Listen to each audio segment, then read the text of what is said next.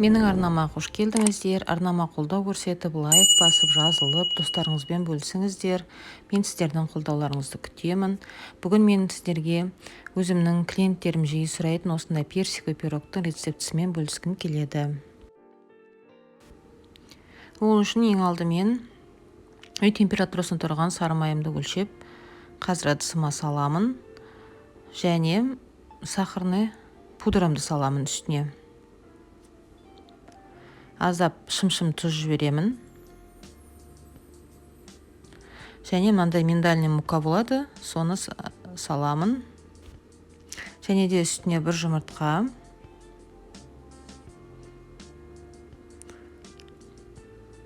Қопсытқышымды саламын. Және ұн саламын. Енді осы салған құрамдардың бәрін араластырып, қамыр басатын боламын. Қазір мені жақсылап тұрып араластырып қамыр иледім. Қамырым дайын. Енді қазір бұны осындай формада мен пісіретін боламын. Менде бұл 30-20 осындай пирогтың ыдысы. Сіздерде егерде бұндай ыдыс болмаса 28 көлемде дөңгелек пирогпен жасауға болады.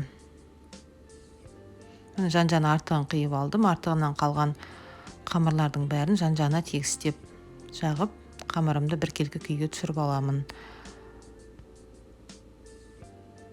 Жаңада айттым, 28-дік көлемдегі диаметрдегі дөңгелек формаларыңыз болса, сол формаға жасай беруге келеді осы құраммен.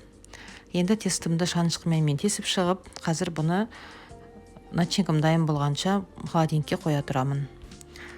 Енді пирогтың начинкасын дайындаймын. Ол үшін мен осындай 3 желания сгущенкасын алдым. Сіздер кез келген цельный, кәдімгі дұрыс қымбат сгущенканы пайдаланыңыздар. Және бір жұмыртқа. Сондай-ақ бір жұмыртқаның сарыуызын ғана саламыз. Мен сарыуызын алдын ала бөліп қойдым. Міне сарыуызын салдым.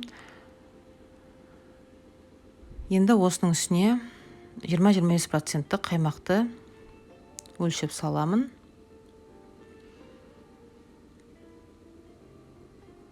Енді осыны жақсылап тұрып қазір араластырып алатын боламын.